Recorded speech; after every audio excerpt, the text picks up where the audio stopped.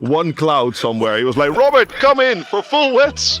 And I would just, the pieces of rubber would fly against my helmet. I said, Paul, this decision is And I was surprised about Lando on the intermediates. On the intermediates, yes, you heard it right. It was a slick start. Obviously, the drivers are pissed. There's one guy that lost his job this weekend. It's the at McLaren. I thought Lewis drove beautifully. All weekend long, changed his philosophy going into the weekend, and he did no simulator prep. He did probably something else with Kim to prepare himself, and he was on it. But George, you saw his body language. I mean, the headrest came out, that was thrown. He'll probably get a fine for that. Shaking his head, slamming the steering wheel. I mean, the problem for George is that he has a teammate in only his second year in Formula One, an animal of a teammate at the moment, who's just, his development is non-stopping. Tell me this, do you feel that Kimi is the faster of the two? It is the Pit Talk podcast powered by Tyre. That's right, we are back after an incredible weekend, not just in the world of Formula One, motorsport in general. We'll touch on Indy 500. We've got to do all of that over the course of this episode. But it is myself, Chris McHardy, the main man himself. No one tunes into this podcast for these gruff tones. What they do tune in for is Robbie D. How are you, Robert? Thanks, buddy. Yeah, good to... different setting. Different setting. Well, we've been here before in the office. That was at the start of the season. We had no idea how the season would plan out. We had no idea that it would take us 2.5 months to do 5 Grand Prix. But we're here after a fantastic 5th Grand Prix of the season. Sprint race. It had all the ingredients. Yeah. Monaco upcoming, Montreal this weekend for race 5. You were telling me this week, you've been peppering my WhatsApps. Montreal, the Canadian Grand Prix. It's a special place, and it's certainly delivered. Yeah, it's a special place, not only for the fans, for the history, the Wall of Champions, you know, all these, but they also had Formula 2 this weekend, and then you could already see what the racing would be like. Lots of drafting, slipstreaming, bravery next to the walls, and the weather always plays a factor in Montreal. So, in general, all drivers love it. One driver in particular who's been the most successful in his career was Lewis Hamilton. He was very keen to get going. And obviously George Russell, a lot of weight on his shoulders to show what's on his favorite track. Miami didn't suit him, he said, but this in Canada, I'll be back. So, yeah, everybody was looking forward to that challenge. We're going to look back on it all. Of course, it was a 4th successive win this season for Kimi Antonelli. Incredible. But you mentioned the weather. I've got to ask, Bobby, problems with beavers over your years? Problems with beavers? Beavers, you had many problems with beavers? No, not, but there are some beavers there, Yeah, there's an awful lot. I was reading. Ask Alexander Albon. Destroyed his car. Beavers and groundhogs. Yeah. Have been more kind of safety cars due to groundhogs and beavers than the weather over the last 20 years. Yeah. That's a strange thing. It's not nice to hit an animal with the Formula One car or with any car in particular. I hit a bunny in Silverstone testing once, and it was just... you're not going to avoid it at those speeds, because if you want to avoid it, you're going to crash yourself. So you go straight through it. But it was not a nice job for the mechanics to take all the pieces out of the cockpit. So anyway, good morning. To be clear, you've never had issues with beavers? Never had an issue with beavers. That's good to know. Right, I want to move on to the race itself. Sprint race weekend. I mean, so much to unpack. From Max Verstappen's first podium of the year. Great second place for Lewis Hamilton. Fantastic. Nightmare. We'll get to McLaren. I mean, talk about schoolboy errors this weekend. Kimi Antonelli, having been told to stop moaning on Saturday by Toto Wolff, by the boss. Yeah. Unbelievable. I guess the biggest kind of bugbearer, just a travesty that George Russell didn't complete this race, because for the first 30 laps, it was as good of a race as I've seen in a bleeding long time. It started already with the sprint, Chris, on the Saturday. I mean, the way they raced each other, very aggressive. I mean, the problem for George is that he has a teammate in only his second year in Formula One that changed completely. I mean, he's more aggressive. He's super fast. He's disciplined. He's committed. He's just a real threat. I don't think George would have predicted this. He's changed in front of our very eyes, Kimi. It changed completely. I mean, he got his first podium in Canada last year, which gave him a confidence boost. Then he got a contract extension, which was predicted, but it's always nice to get it. And then he just got into a roll. I think I don't know what he did in the winter months, but he's been on it. And it's not easy with big gaps between races.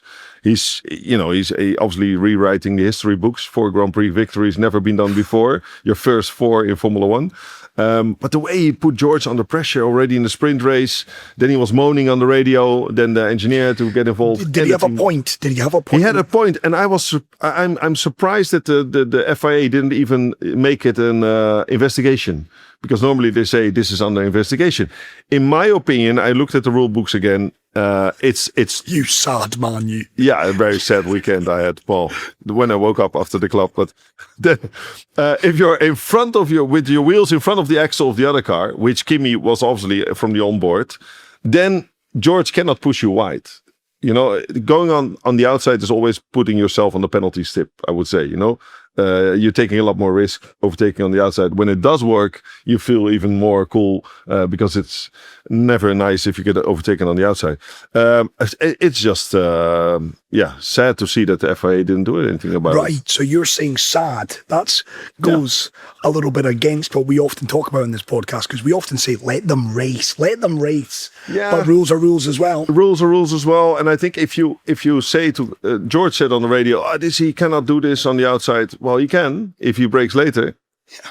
So, I mean, all credits to the team boss that he lets them race, right? That's it. That's the most important. I mean, big props to Toto Wolff. It's too early in the season to say anything, because these both guys want to win races. Well, from the sprint race, it was fireworks. Yeah.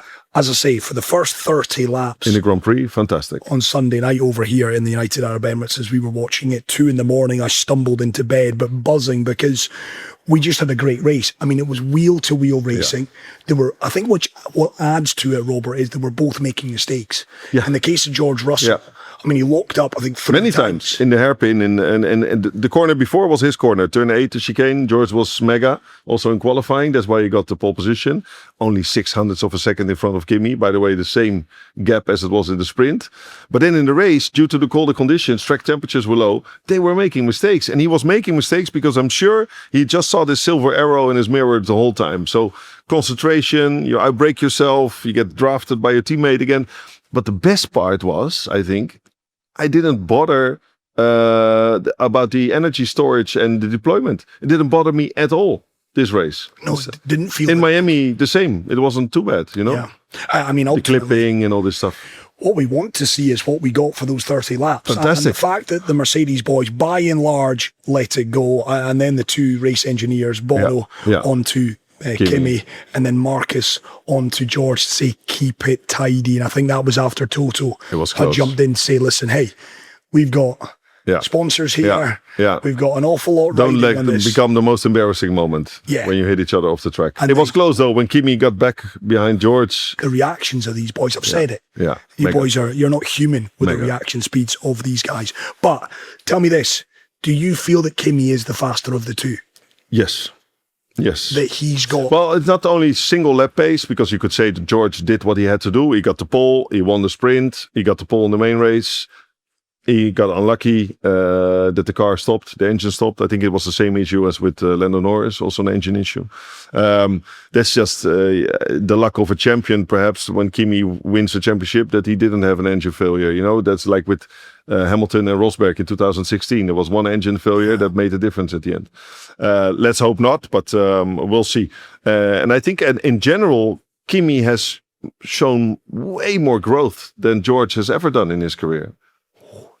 Way more. I mean, come on. He only did like not less than 30 races in Formula One races. So where does that growth come from? It's pure raw talent. And obviously he's now more matured, even though he's only 19 years of age.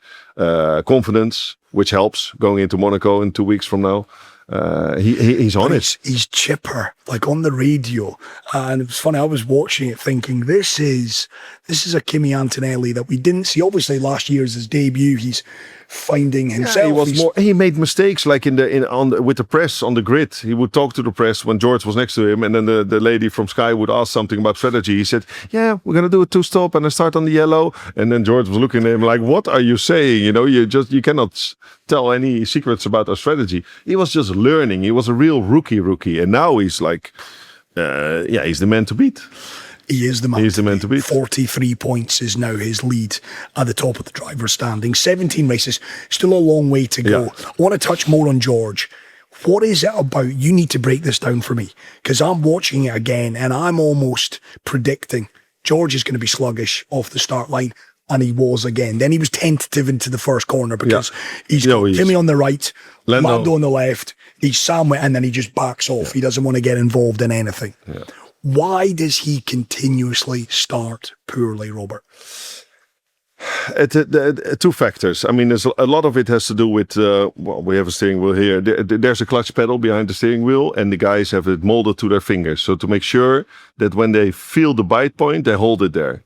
They have enough time to bring up the revs. They had enough time this time because they had like 3 starts or something. 3 starts. So, and then it's, did you have the tires up to temperature? Did you do enough burnouts?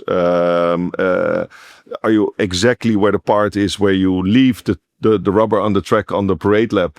You can really make a good burnout, so you have good traction on the bite point. There's a lot going on. It can also be mentally because you thought, okay, now I really have to close Kimi. And that you're too much focused on Kimi and you forget about your own stuff. But that's an incredible weakness. I mean, we're talking about a bloke that has aspirations of winning the Drivers' Championship this year. And I know he's been unlucky. He was unlucky in Shanghai. Huge unluck, well, he won in Melbourne and in the sprint now, And that's it, won the sprint. But unlucky again to retire on lap 30. But continuously, the bloke is not getting the starts right. And that is... No. That's an issue. That's an issue. And I think does he fix that? Kimi managed to fix it. Kimi had a few bad starts and it didn't get into his head. Just practice it on the simulator, practice it throughout the Grand Prix weekend, and get over it. I mean, it's fixable because everybody else can get away properly. And I was surprised about Lando on the intermediates. On the intermediates, yes, you heard it right. It was a slick start, and the McLaren boys on the second row started on intermediate. There's one guy that lost his job this weekend. It's the weatherman at McLaren. Well, we'll get to it because I'm like, wow. Just wow. To the point you made as we were driving to do this podcast today, you could understand it if McLaren had a horrible weekend and they were down in 14th and 15th. Nothing to lose, all in. But they were 3rd and 4th. 3rd or 4th on the grid. They finally got some pace. They got some momentum. In Miami, they were competitive. They were the best scoring team, actually, in Miami. They were strong in the sprint race with Lando. I suggest you go for good points. Try to defend your constructors' title. And you had time as well. There's half an hour on the grid. They did a warm-up lap so they could see if it was wet patches or not. They have helicopters flying around Montreal to make sure that they know where the weather is coming from, and that there's no spot of rain throughout the Grand Prix weekend. And I think Oscar already knew it. This is not going to work. But that's what I don't understand. Oscar is saying, no, this doesn't feel right. But it's too late already, because then you have to start last. Then you have to go into the pits, get your pit stop. You're going to start at the back of the field. I mean, like you said, if you're Audi starting in 15th or 16th place, I mean, it reminds me of my McHardy days with Paul Stoddart. If we were in Belgium and he saw one cloud somewhere, he was like, Robert, come in for full wets. And I would just burn this rubber. The piece of rubber would fly against my helmet. I said, Paul, this decision is shit. He said, well, if it would have worked out well, you would have been spraying champagne. I said, yeah. But when you're at Menardi, you go for it. You got to go for it. But if when you're McLaren, come on, with all the tools and resources and the, it's and the risk was not really there, to be honest. It was cold. The temperature was cold. The track temperature was cold, but the drizzle never really came through. Give us some insight. What does happen? Obviously, the drivers are pissed. Lando didn't finish. Yeah. Oscar got the 10-second penalty as well. Punting off Albon. I mean, his race kind of just went to pieces, as did Lando's. After that race, the recriminations, what happens? Give us an insight. The weather... Well, the weather guy shoots off the track. There's one rental car that drives away very fast and he doesn't want to see the team. No, it's a team effort. You win and you lose together. But I'm surprised that if...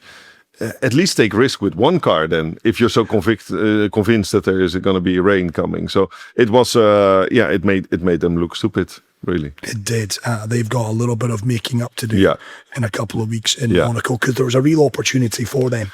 Big points scoring position, and to defend championship against Mercedes, the factory team, is going to be difficult this year. But there was a big chance with George not finishing. 25 points gone. Well, that's it as well. And ultimately, it's difficult to be critical of McLaren, given the fact they are back-to-back. They made a good job. Constructors' Championships winners, of course. But, I mean, that was... Well, how would you describe that? Embarrassing, humiliating? Well, it's a bit of a story of what they've done many times. I mean, like you said, they're back-to-back champions, but that first year, they almost didn't win it because they made so many team errors as well. And not only in talking about driver errors, there were also plenty of those, but team errors. And I think if you make an error like this with all the resources and the tools and the data you have available, you can only look in the mirror and say, this was embarrassing. Where I struggle to kind of wrap my head around some aspects of Formula One. I get it. Strategists, you've got all the boffins that you want from a car perspective, the weathermen, the weatherwomen, but it comes down to the driver. If the driver ain't feeling it, does this come down to the fact that Oscar and Lando are not strong enough personality-wise to say, hold on a second here? If you're out there, you should trust data to a certain degree. Red Bull and Max had the same this weekend. Max said, I don't feel the car should be set up in this direction. Yes, but the data says, and we have a driver back in the factory on the simulator, that says that we should go in this direction with the setup. So the correlation is off because Max, at the end of the day, has to drive the machine, and you could see on board he had too much understeer. And something he doesn't like, we all know now, is that when you turn in, nobody's home. Max doesn't like that. He wants to turn in that the car almost turns around in the same spot because he will fix it with his talent to get the oversteer under control. And the team had to go back to him on Saturday and said, you were right. We trust too much the data. So it's same with McLaren, I hope, that the drivers would have said, not too many wet patches out there. But if the team says, no, but we have all the data and information, there's a shitload of rain coming in and we're going to be winners at the end of the race. And you trust the team as well. But you could forgive it, Robert, if 30 laps in, there was a deluge. But there was nothing. There was nothing. And that's what makes it embarrassing. Speaking of Max, we were laughing. I mean, that bloke is flipping and flopping. Emotions everywhere. He's all over the shop is what he is right now, but he is, and we'll get to it. But a first podium of the season. Well, let's start at the 24 hours of Deutschland. Well, yeah, let's do that. Last weekend. We were not here for the podcast. We should have been, but this was something else. The fact that he is just what he is he's just a talented driver. Forget Formula One. Anything with an engine and 4 tires, he will drive. In a shopping cart race, he would win it. It's just, but frustrating. Gets into a new championship, GT3 at the Nordschleife. It's very famous. The Green Hell. It's a crazy track. I've only done it once. Have you? Not racing myself. I was sitting in the back with Niki Lauda, who obviously knows this track very well. I was racing his son in Formula 2. Matthias Lauda, and we were on the grid together. Well, Matthias didn't have a good race. I actually finished on the podium. And then Nicky said, come on, guys, I'll take you for a spin on the Nordschleife in a rental car.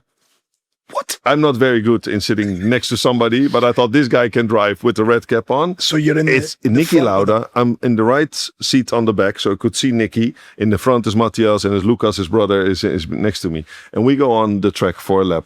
And I remember Nicky saying that, this track is fantastic. I can't remember this corner if it was flat. And you just go up a hill blind. You only see asphalt. And I'm like, holding myself where I can go. Like, in the rent-a-car, he kept it in one piece. But how fast was he going? Too fast for the rent-a-car. I'm surprised the wheels were still on it. But at least above 200 kilometers an hour in some corners. And the memory was spot on of the legendary Niki Lauda. So that's the only thing I know the place. And then I drove it on the simulator last weekend to make sure I get an understanding of what's going on when I'm going to watch it, because I wanted to follow Max and what was going on. Night racing with no lights, rain, cold, the sun rising again, and still he was leading in his first try. He was about to win it until his car broke down. So what I find amazing, nuts. Red Bull give him that license, give him the freedom to do that. The only team on the grid that will do that. And then a week later, he's hopping back into an F1 car. It's almost his 9-to-5 job, the F1 stuff. Right? It's remarkable. It's remarkable. We haven't seen this in the past. And I think many drivers would want to do this, but they're not allowed by the team. I think Nico Hülkenberg did it a few years back for Le Mans. And that is the next goal, obviously. Then From what you know of him, and I know we'll touch on the Indy 500, if we thought the Canadian Grand Prix in F1 was good, wait till we get... This is the best weekend of the year for me. I call it Super Sunday. Normally it's Monaco Grand Prix, in the evening Indy. Now it was Canada and Indy. We'll get to it. Lovely. But you know Max, I always like to kind of put that you know him. Is he ever going to chase the Triple Crown? No, he's quite adamant that Indy is not for him. Why? Too dangerous. Too dangerous. No, he's when I spoke to about him, he said, "Yeah, you're nuts that you've done it. I would never do this. Like rally, I have a lot of respect for my father. I would never do this because it's too dangerous." And that's crazy if you think about it. That this guy that takes so much risk always, but for him it's not risk because he's under control. In a GT3 car or in a Formula One car, he's under control. Touch wood. Did you see any big crashes of Max in Formula One? Only in his first year at Toro Rosso, a big one in Monaco, that he went straight because he touched wheels with Grosjean. He seems to be very in control of whatever he does, and he knows which fields he's not going to play at, and that is Indy. He will not touch it. No, I don't see him doing F1 Le Mans for sure. Le Mans, Formula One, GT3 racing, and then sim Nordschleife, sim racing, yeah. Wow. But there are not many drivers that were crazy enough as I was to go from F1, which is fairly safe compared to IndyCar, to jump in IndyCar. I know that Rubens Barrichello did it, a test, and he got out of the car in Miami and his hands were still like this. He said, "You're nuts. Did you do this?" I said, "And tell me about it. I've done the season already. It's crazy." I have to pay the bill somehow, though. Yeah, I have to keep going. It is that different. It's a different beast, different animal.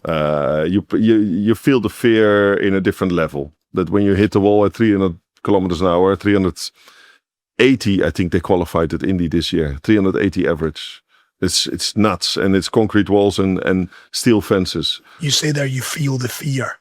I feel the fear. If I watch this, I have to watch the Indy 500. I get the goosebumps when talking about it because I know what it's like to be in this car. And I know you can hear the spotters talking to you, the wind changes. So many factors come into play while you're just flat out. You cannot lift. If you lift, you're pussy, you're last. And you cannot lift. No, you can't lift. So everything is made in this cockpit to make you feel comfortable while you're going flat out. Because if you're flat out like this all the time, you get numb in your muscles. So the throttle pedal is set backwards. So once you're flat, you're in a neutral position for your blood flow. Considering your blood flow, if you're doing 2 hours, 380 kilometers an hour, it's crazy. And all this stuff is... The experienced guys tell you this, like Arie Luijendijk was my coach, and he told me all of this, but there was so much information to take in that I wanted to see the wall up close, so I hit it a few times. And then it's like, yeah, Indy bites you. You start trimming the car. If you trim it too much, you create lift. You get more speed in a straight line, but the chances of crashing are bigger. And when you're coming into the corner on those ovals, the steering wheel is actually offset on a straight line, because otherwise you're always turning left and your muscles get tired after a while. So you're turning your wheels like this on the straight, and then in the corners you actually turn. Counterintuitive. It's asymmetric setup of the car as well, so it automatically turns to the left if you let go of the steering wheel. The most difficult part is stopping on your marks in the pit box. All the rookies go left into the wall at practice. Because of the setup. Because of the asymmetric setup of the car. The tire right rear is bigger than left, so it turns automatically to the left. You have a weight jacker, so you can move actually the weight from the right rear to the left front. Braking, there are no brakes. So the pedals on the floor. When you have to go for the pit stop, your spotter, who's the guy who's on top of the Indianapolis Motor Speedway, you can see all the corners. Well, you have two spotters actually. He will tell you, count down to the pit stop, 10, 9, 8, start pumping your brake. And you have to start pumping the brake because otherwise you cannot stop the car. And you need spotters, because if you do 380 kilometers an hour, you look to the left and you look back to the front, you're a football field further there down the road. And you don't know where the guy is next to you, because he's not overtaking you like in Formula One, like a dive bomb. He will overtake you like two trucks on the motorway. Like one is doing 80 and the other one is doing 81. It takes forever. So you can hear the engine sound of a guy next to you, but you're both doing 380 kilometers an hour. So you need the spotter to say, clear, clear, still there, still there, still there, clear. And then you can cut his air. What? My first spotter was Arie Luijendijk. and his eyesight's got a bit less. So there were two cars with a red car with a McDonald's logo, and he told me, he's like, clear. And I was like, it's not clear. There's Tony Kanaan on the bottom. I said, oh, sorry, I got your teammate. So you need. So your spotter. Yeah. The spotter are your eyes. It's like with rally that you trust your co-pilot. Blind. Your spotter you have to trust blind, because if he says somebody's there, you cannot turn in or you end up in the fence both. So that's what makes Indy so special. So I don't know if you know this. What would your heart rate be through that 2.5 hours? I had an average of 182.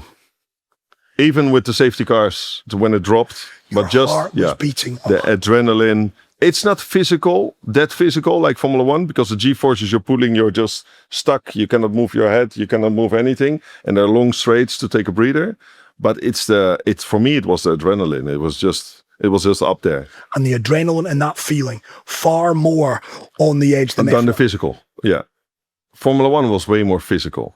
This is more concentration because it's so long. It's 500 miles. So F1 takes more out of you physically. Yeah, physically.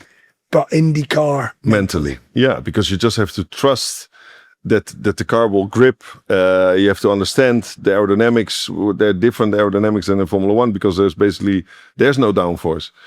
We've got to touch on it. I was waiting for it later on, but we've got to we have to talk about it. And it's almost like a basketball game in the NBA. You have to watch the final 15 minutes, which is super, super exciting. Indy 500, the parade is nuts, the American style with the fighter jets flying over. 360,000 around the speedway. 380,000, the largest one-day sporting event in the world. 110th edition. I appreciate this is the pit talk. It's normally Formula One, but you can forgive us once a year we have to talk about this. Because the closest finish. I arrived in your office today, and the first thing you said was, pull up a seat, come and watch this finish. Unbelievable. I got goosebumps, didn't I? Yeah. Watching it. I would implore you all, if you're listening or watching this, and you're perhaps not an IndyCar fan, you got to check out the ending to this. Yeah. It is, spoiler alert incoming, it is incredible. It is probably the best ending to a sports event that I've seen in a bleeding long time. Yeah, and the fans love it. Particularly these Americans. It's holy ground in the US, right? It's the greatest spectacle of racing. When you arrive at the Indianapolis Motor Speedway, it's nuts considering that there's an 18-hole golf course in the middle of a circuit. It's so big, you can't imagine. It's massive, and it's you spend there the whole month. So with your motorhome, I had this like 25-meter motorhome, everybody parked next to each other. You're barbecuing with the other drivers, and there's testing, qualifying, carb day, pit stop day. They have prize money for everything in IndyCar. And then there's the big day, the race day. Well, let's get to this, because Felix Rosenqvist, unbelievable. I say it, spoiler alert, anyone that's seen it will already know what I'm talking about. How does that man, the Swede, 34 years of age, Honda as well. Yeah. We know Honda have had their issues with Red Bull and F1, but Honda get the victory. And Felix Rosenqvist, oh my Lord. Going into the final lap, you're in P3. Well, thinking about Formula One, if you're P3 in the final lap, your chance of winning the race is quite slim. Unless the other two make big mistakes. Yeah. But here in IndyCar, especially at the Indy 500, you don't want to be leading the last lap, because the drafting, the slipstreaming is key.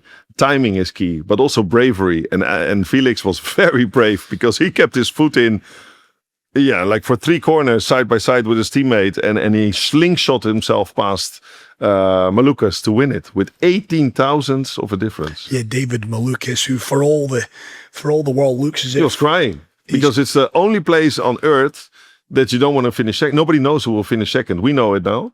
But by tomorrow, it's Felix Rosenqvist and all the talk shows, live shows in New York and TV. You're the man. You're a legend for life. And you get millions of dollars winning this race. If you come in P2, you get no credits, really. David Malukas, David, he gets 24. He'll be back. Yeah. It's a sore one. Yeah. He's been part of history. He won't like that today, tomorrow, the next few weeks. I'm sure it will. He deserves the credits, for sure. Unbelievable. Fantastic. He was the fastest guy out there, but he didn't win it. Yeah, incredible. What a finish to really IndyCar. Nice. Coming back to F1, a little bit of an aside there. Great win for Honda. Coming back to Max. Podium, finished third.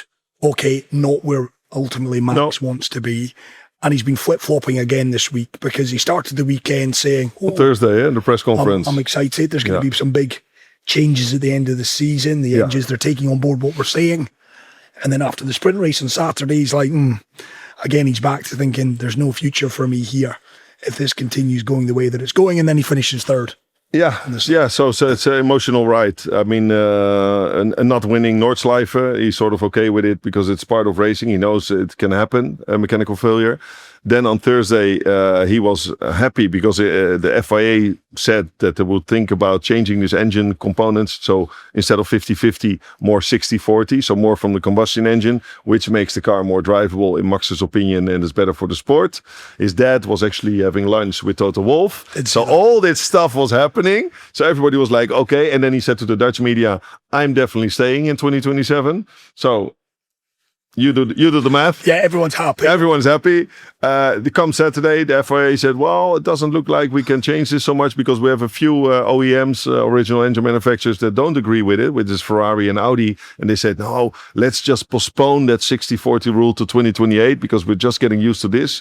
And then Max said, afterwards, I'm fed up. I'm not staying for this. I just can't motivate myself to drive these type of cars. And that's Max. And then he finished third on the podium. Finished third. First podium of the season. First podium of the season. Could have been a lot better. Lewis getting one over on his old rival, 6 laps from the end. I thought Lewis drove beautifully. All weekend long, changed his philosophy going into the weekend because the team is always pushing, go on the simulator because we have found the right correlation. What you feel on the simulator, you will feel in the real car. Lewis says, what I feel in the simulator is completely opposite than what I feel in the real car. That's why I was off the pace in Miami.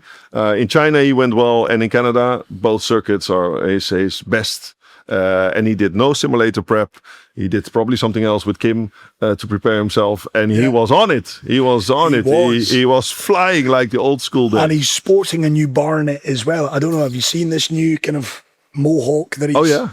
Everything's working out. His mom was there. Every time his mom was there, there's a podium. Is that right? That's right. So mom has to come on tour this year. Every time Mrs. Hamilton makes an appearance, he's on the podium. In his Ferrari days. In his Ferrari days. She's got to pull her along with Pull her along. Get her on the pay. Get on the blue. Get her a red shirt on. Give her a wage. Yeah, get her there. Because he did drive brilliantly. Yeah, he did. He was better than Charles across Sunday. Even Saturday, if he wouldn't have hit the wall of champions, he would have finished in front of Charles. But for Charles, a little bit of an iffy. Not great to start your preparation for Monaco, because for Charles, that's the highlight. Monza, Monaco, that's for him in recent years, he's always done extremely well. So being a local in Monaco, you need some confidence, but he will be... I did laugh as well. Did you see what he said to his team? 25 laps in, he said, don't talk to me. Only talk to me final lap if there's anything that you need to talk to me about. Oh, I didn't notice. Yeah. He was annoyed. Was Charles. I mean, you've been there. What is it like where you've got guys in your ear, you're like, you know what, guys, just shut up. Yeah, if there's nothing to race for anymore, but still you have to score your points for the team and you have to do your job, But if you're just fed up, you know how it's going to end. You know what the tire wear will be like. So there was nothing to fight for him. Then it was a frustrating weekend for Charles. But for Lewis, though, he's moved. I think he's now within a few points of Charles in the driver standings. Kimi, though, 43 points ahead. Unbelievable. Yes, there's a long way still to go, Rob. 17 races. But George, you saw his body language. Mm-hmm. I mean, the headrest came out. That was thrown. He'll probably get a fine for that.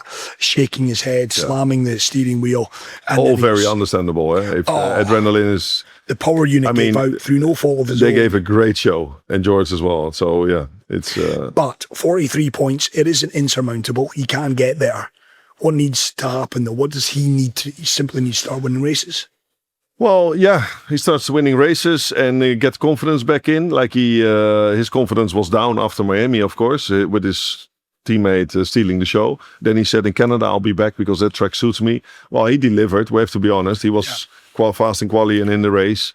But he also found out that he has an animal of a teammate at the moment who's just, his development is non-stopping. He's not shy in the battles either. It's not like he's looking on the outside. No, he just goes for it. It's almost like Senna, if you ask me. Kimi has something special. Smelling a bit of weakness in George. He does. Well. He is. I get that impression. Like I mean, again, you deduce conclusions from what you're viewing, but it looks to me as if, I wouldn't say Kimi disrespects George, but there is no doubt he feels, I'm quicker, I'm better. Yeah, but you don't need to have respect for it. Yeah, you have to be, you have to have your values in life. But I think ask Max or ask Senna, ask Hamilton in his good days.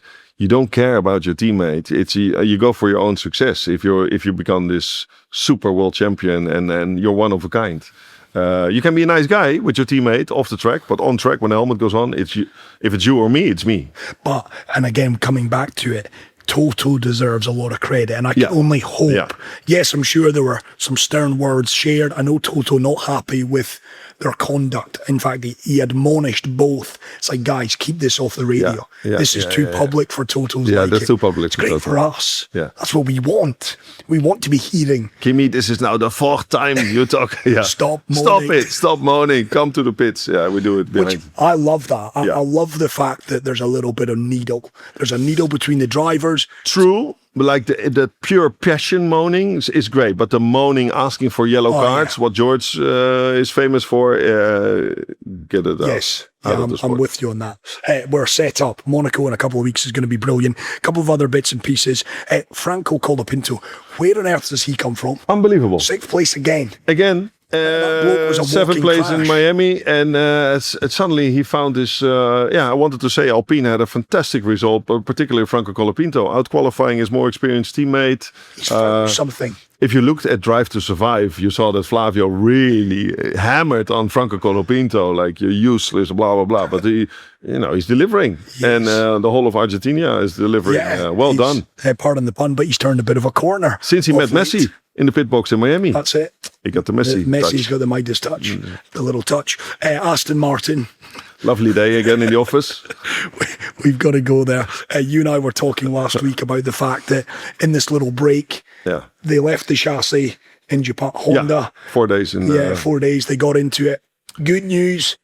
No more vibrations, no more nerve damage. That's the good news. The bad news, it's still a heap of junk. Yeah, it is. It is. The Cadillac was actually outperforming them easily this weekend. So, and I noticed that also Alonso, he didn't disrespect his team, but he put them back in their place because they were telling to the media that they're finding some updates and bringing some updates to get 2 or 3 tenths left and right. He said, save your effort, save your money, because 2, 3 tenths is not going to make a difference. The guy ahead of the road, the next car up the road is already 1.2 seconds faster. So, come with a massive package in 2027 so I can finish my career on a high. Because to get 2 tenths here and there, for Mercedes, it worked. Because this weekend they took an upgrade package. 3 tenths is a lot. But for them, no, it's painful to watch. I'm not laughing at all at it, but it's just, it happens in Formula One that you just make the wrong decisions. With everything on paper, it looked set in stone. We're going to be successful. The right people, the right investment, the right facilities, everything was there. And then on track, it's a long season. Knowing Adrian, as you do. Adrian looks like, the rumors are that he's really sick. Yeah. So the stress really got to him, perhaps. And knowing him as you do. Well, he was not going to all the races at all. So it's not like he's not here, so it's bad news. I think in his contract is a minimum of 10. Yeah. But knowing him as you do, he will be feeling this. Because he was the master creator. Yeah. He was the one they all wanted. Yeah, and you can be a machine, but everybody then starts doubting itself. Am I past the sell-by date? Am I past the magical phase? Because this was the perfect timing to switch teams with new rules and technical regulations in place. Normally he's, outstanding. And and on the other side, you cannot really say if the chassis is bad or good because the engine is so dominant in this come on, era. I'm no expert. But it's not. I'm no expert, Bobby D. But the fact that you've got your engine manufacturer in one area, in one part of the world, you've got your factory building this. They never came together. No. Lawrence Stroll is a gazillionaire. Surely he says, right. Yeah. Not everyone's going to be happy about this, but we need to be in the same factory, the same room, the same country, even. Yeah. I will do the write-off, 800 million down the drain. We're going to try again for next year. And he won't give up. He's a fantastic entrepreneur, and considering he's Canadian, it must have been a super embarrassing weekend for him and his partners. But he's also a fighter. That's why he's living on his yacht and flying his helicopters, and he can do what he wants. Sat here in your office with me. You're stuck with me. Not that I'm complaining about that. Speaking of a real kind of endurer, I was interested to see as well Lewis in the build up to Canada. Very good. Saying that he's not done. Don't think for a second that he's getting ready to. No, in the podium you could really see the excitement and thanking the team, and he got his his systematic routine after the race, that he thanked the crowd, and but he really thanks the team because they've been patient with him. His first year with Ferrari was a complete disaster. Let's forget about it. His second year now with the team looks like he gets some traction, and it's my guess that he will win a race this year for Ferrari. Yeah, I'm with you on that. Yeah, I am with you. But right now, it's the boy wonder. Yeah. Kimi Antonelli is unbelievable. Where does it stop? He's going to take some stopping. You said it actually when we were here. Yeah. Not lost pre-season. It's quite nice synergies in all of this, because I think the last time that we were in your office, which was the preview to the season, you talked up Kimi, and you were talking up the fact that Lewis Hamilton's in a good headspace, and here we are. 5 races in, 2.5 months down the line, and Lewis Hamilton is hopefully we get a bit more races in now. Well, we need that. That's the biggest thing. We need momentum. Yeah, because the sport has, I think it's suffered. Of course, it suffered from the geopolitical issues. It suffered from all the travel expenses that went through the roof. It suffered, but it suffered also on the side that the fans were moaning about the race. I mean, China was and Japan were not good races at all, and Miami and Canada really delivered. Yeah, and there is still a lot of speculation out there that we're down to 22 races because of Bahrain and Saudi Arabia. Are they or others going to be shoehorned in at some juncture to get back up to the allotted 24 races that we started the season with? We have the time. Are you going on holiday or no? I am off to the States. For the World Cup? World Cup. Cool. I need to have a chat with you about that. That's something you may well be dialing into me stateside. Cool. Not after Monaco. Where do we go after Monaco in a couple of weeks? Spain. Yeah, indeed. Spain. And then we have Hungary, Belgium, and then there's the summer break before the Dutch Grand Prix. And that's it. So the summer break is still plugged in for August. Yeah. I wonder if they'll move things around. I know Silverstone a couple of weeks said that they would be open for a doubleheader or something. Or something. So watch this space on that. Listen, cannot do this podcast this week without a quick word, because the motorsport world lost a legend this past week as well in the heartbreak. Kyle Busch, 41 years of age, NASCAR legend, one of the all-time greats. I mean, passing away at 41. And the crazy thing, Robert, again, you guys, we know that you're a bit mental to be jumping into these cars and the speeds that you go at, and yet another instance where Kyle passes away, not in the fast lane, but we're reading pneumonia that turned into sepsis. Just a horrible. It's a horrible thing that within a couple of days, it just your life is upside down. And he won his 68th Grand Prix victory in NASCAR. The journalist asked him after the race, "Can you still enjoy this? I mean, you're such a legend. You're ready to be a Hall of Famer." And he said, "Well, I enjoy it because you never know when it's the last one." And 2 days later, he passes away out of nowhere. So it's terrible for his wife and his children and everybody involved in NASCAR. They had 1 minute silence at Charlotte Speedway. I think they had a race this weekend. Yeah, that's motor racing. We also lost Alex Zanardi, which was another story. So it's the goosebumps and the excitement from 2 fantastic races in Canada and Indy, and the heartbreak of a legend lost. Yeah, absolutely. Yeah. But in terms of kind of honouring him, I mean, he would have loved both. I'm not sure if he was an F1 fan. I'm sure he was. Yeah. You guys love any motorsport. But to see what we did in Canada, certainly what we got to see at the IndyCar 500, I mean, it has been an incredible weekend. Kimi Antonelli, the toast. It may yet be another incredible couple of weeks for Italy. Yannick Sinner in the tennis French Keeps Open. Winning. He'll go on and probably win the French Open. Kimi Antonelli doing what he's doing as well. And I've got to give my credit to you, Rob. There's no stopping the young man. There is no stopping him. George Russell, yes, he'll take heart from bits and pieces this weekend, but it's Kimi. I'll say it now. I know we're only 5 races down. I know there's 17, maybe still 19 to go, but it is Kimi Antonelli's the man to beat. Yeah, he's the new wonder boy. 4 races to win your first, to then go on and win another 3. The first in match. All different conditions, full on pressure. I mean, he had to fight for it with George, and he enjoys the fight as well. That's the good thing, he's really, and he, like I said, he's not shy. He's placing the car where he wants, putting his far more experienced teammate under immense pressure. And this will be a fantastic rest of the season. It's going to be awesome. Yeah. Right, we're at that time of year as well where you start to plot your summer journey. How many races are we going to miss you for? No. I'm going to be around as much as I can, and actually plotting something to go to Itara, to go to Abu Dhabi Yas Marina Circuit, to get some exciting content with you on track, because all roads lead to Abu Dhabi. Indeed. At the end of the day. It's still a long way away, December, but we sure as hell going to do something fun on track there. Are you at the Dutch Grand Prix this week? That is one I'm going to be, but I'll fly back Sunday night to be here on the Monday morning. Of course you will. If Emirates would allow me to fly back in the evenings. Free plug, Emirates. Get in touch with this man. Final Dutch Fresh Grand shower Prix. in first class would be nice. You're stretching your luck now, Robert. This podcast isn't that big. Okay. Final Dutch Grand Prix. Final Dutch Grand Prix. It's going to be a big one. They call it the final lap. It's one of those tracks. I remember interviewing the drivers after the first edition in 2021. It was obviously the championship fight between Max and Lewis, and it was on the podium. Max won it, and Lewis and Bottas, I think, was on the podium.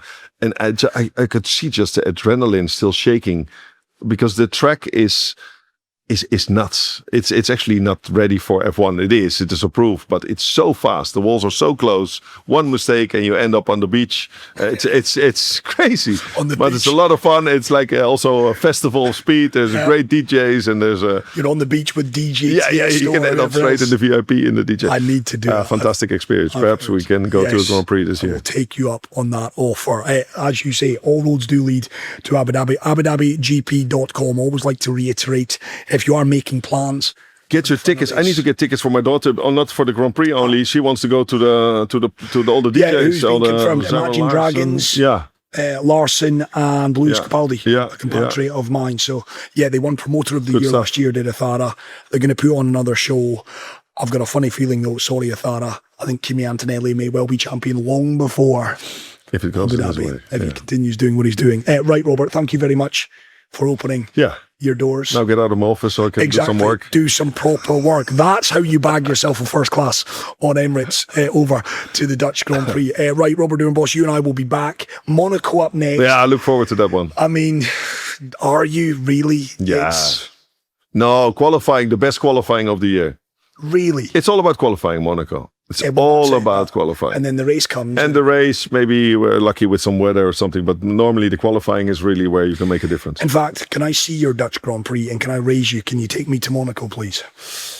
Can we just cut this now? This is getting too expensive. Well, it is getting expensive, but that's the one I want to do. The racing is... But listen, you're not going to see one of the cars. You're going to hear them. But in Monaco, most of the people that go there, they're just partying and you want to go for the party? Exactly. Okay, we go to Monaco. Over, come on, you take me to Monaco. I've done it 25 years, so I know my way to go. You know your way, of course you do.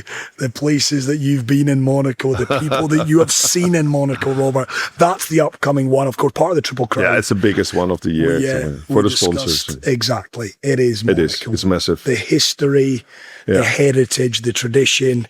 But it is. The guy who invented this, to race cars in Monaco is nuts, but I'm thankful for him because it's been on the calendar ever since. And they'll never get rid of it. No. Bernie tried it a few times in his time when he was still running the show, but then Monaco just says, really? Think about it again. Really? You want to get rid of us? Everything that is F1. Yeah. We're here. You're absolutely right. Couple of weeks' time, we'll be back with the Pit Talk, powered by the good folk at Thara. Big thanks and a big shout out to those guys and gals again. And I'll reiterate it, AbuDhabiGP.com. Pop onto that website. All your ticketing information. We've touched on the musical acts. It is the final race of the year. I think in Monaco we should give some tickets. We can. Maybe like you can win them. Well, watch the podcast in Monaco. We'll do that. You want to listen next time around? We will maybe get some tickets for the Etihad Airways Abu Dhabi Grand Prix first weekend of December. It is a great weekend. They do it better than most. Of course, Promoter of the Year. Yeah. They won that back. They raised the bar. They have raised the bar. Yas Island, Ferrari World, Warner Brothers, SeaWorld. I mean, they've got Chris it all. McHardy walks around there. Well, fantastic. Robert Doornbos is the man to catch up with. Right, Rob, going to see you in a couple of weeks. Definitely. Top stuff. Pit Talk, powered by Ithara. We'll be back next time.